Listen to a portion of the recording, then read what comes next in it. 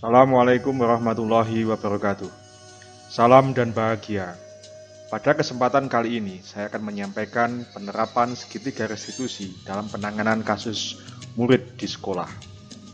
Saya, Ami Wijaya, calon guru penggerak Angkatan 7, kelas 195, unit kerja SMK Negeri 1 Jenangan, Ponorogo.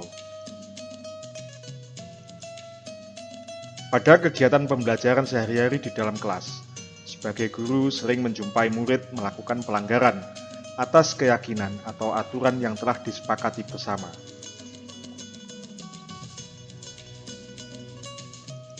Segitiga restitusi merupakan proses mewujudkan kondisi untuk murid agar bisa memperbaiki kesalahan mereka, sehingga mereka mampu kembali ke kelompok mereka dengan karakter yang lebih kuat.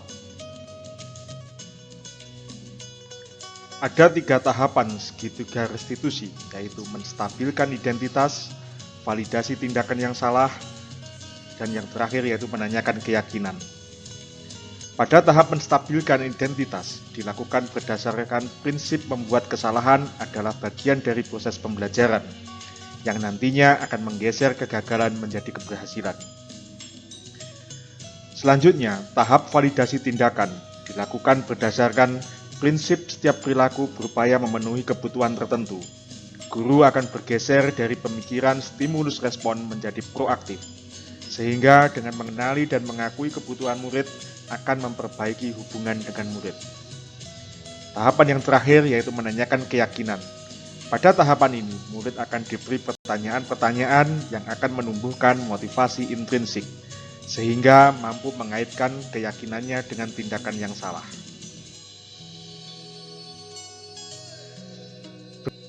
Berikut adalah praktek penerapan penanganan murid dengan segitiga restitusi.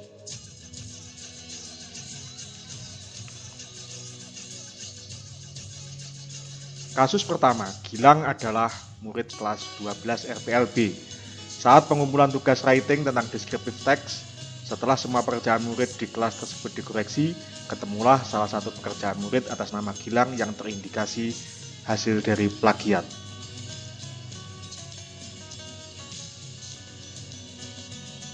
Hal tersebut tidak sesuai dengan keyakinan kelas yang telah disepakati, yakni berbuat jujur.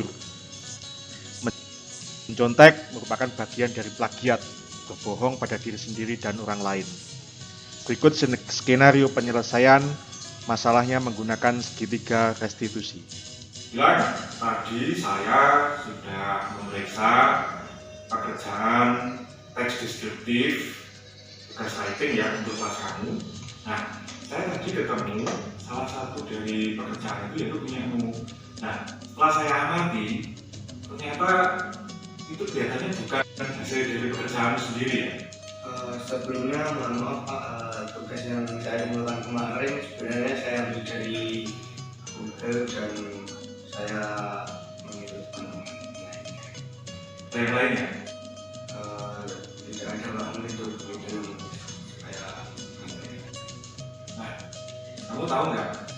Jadi yang kamu lakukan itu sebenarnya kamu nanti jadi masalah loh seperti ini.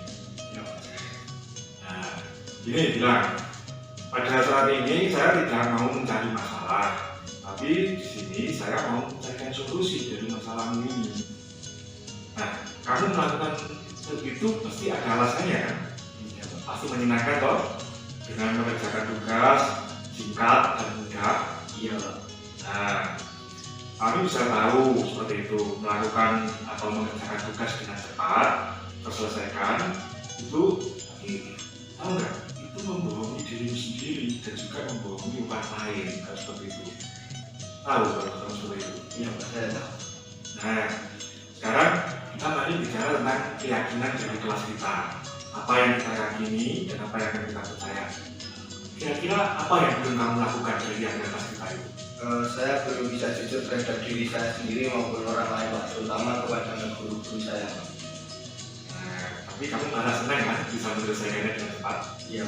Nah, sekarang mari kita selalu mentaati apa yang menjadi keyakinan kelas kita bersama, yaitu dengan tidak membohongi diri sendiri dan juga tidak berbohong pada orang lain. Bisa kamu melakukan itu? Bisa Pak. Apa yang akan kamu lakukan? Saya akan meminta maaf kepada Bapak Ami dan seluruh teman-teman kelas saya. Baik, saya maafkan. Terus besok lagi di lain kesempatan kamu harus menerapkan apa yang sudah kamu sampaikan tadi ya. Nah, sekarang silakan kamu kembali ke kelas mengikuti pelajaran berikutnya. Terima kasih, saya akan kembali. Ya, sama-sama.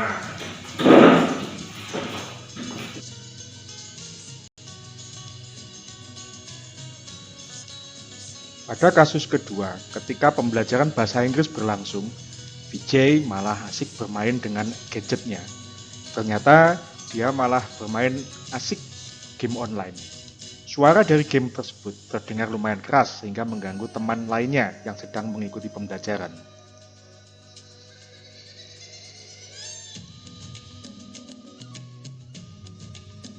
Hal tersebut tidak sesuai dengan keyakinan kelas yang telah disepakati, yakni menghormati orang lain. Suara yang berisik dari suara game mengganggu orang lain yang sedang belajar. Berikut skenario penyelesaian masalah kasus yang kedua menggunakan segitiga restitusi. Pagi, Vijay. Pagi, Pak. Vijay, tadi pas waktunya pembelajaran bahasa Inggris, Pak lihat kamu lagi main game ya? Benar? Iya Pak, tadi saya pesan saat jam pelajaran bahasa Inggris Pak, jadi saya bermain game Pak. Ada yang lain ya? Tidak Pak, saya tidak bermaksud untuk main game Pak, tapi Gimana?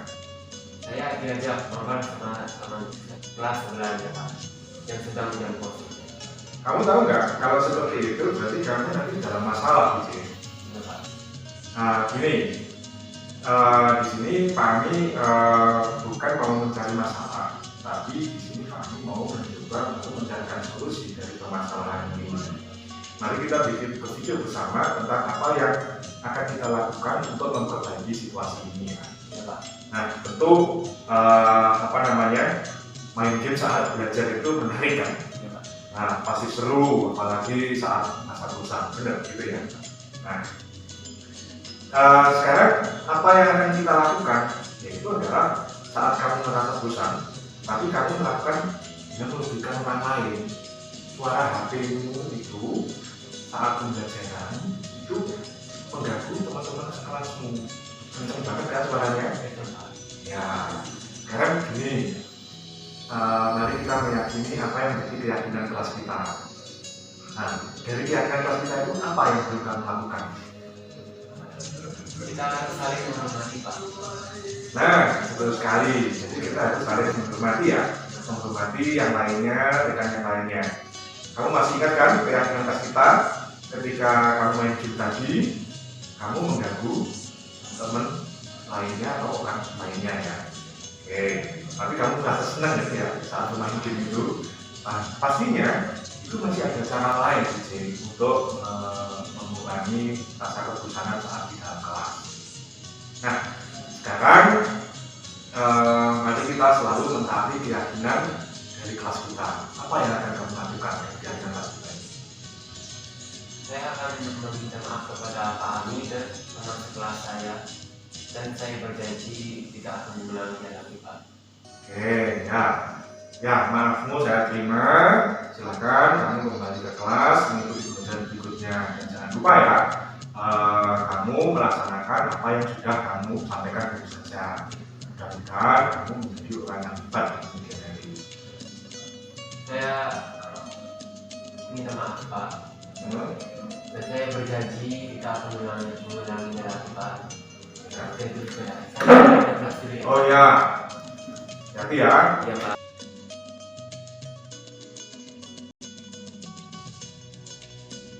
Berikut adalah testimoni dari kedua siswa tersebut. Assalamualaikum warahmatullahi wabarakatuh. Saya Gilang Eka Prawiswanto dari kelas 12 Rekayasa Perangkat Lunak kelas B. Tadi saya mendapat masalah terhadap tugas-tugas yang saya kumpulkan karena saya telah mengopi beberapa tugas dari Google dan dari teman-teman saya. Lalu saya dipanggil ke Bapak Ami untuk menghadap kepada Bapak Ami. Saya kira saya akan dimarahin dan sebagainya. Ternyata saya hanya diberi solusi bagaimana cara saya menyelesaikan masalah tersebut, bagaimana cara saya mengerjakan tugas agar tidak mengambil dari Google dan menyentuh teman-teman yang lain. Sekian dari saya. Assalamualaikum warahmatullahi wabarakatuh. Assalamualaikum warahmatullahi wabarakatuh. Nama saya Diki Palsi Berara dari kelas 11 FPSC. Saya dipanggil ke ruangan Pak Ami karena saya bermain game saat pembelajaran bahasa Inggris. Awalnya saya gugup, saya bakal dimarahi tidak gitu. Tapi ternyata setelah mendengarkan ucapan Pak Ami, itu saya sadar bahwa apa yang saya lakukan itu adalah salah dan bahkan merugikan orang lain. Akhirnya saya meminta maaf kepada Pak Ami dan teman sekelas saya yang sedang belajar. Wassalamualaikum warahmatullahi wabarakatuh. Terima kasih sudah menyaksikan paparan skenario penanganan permasalahan murid dengan segitiga restitusi.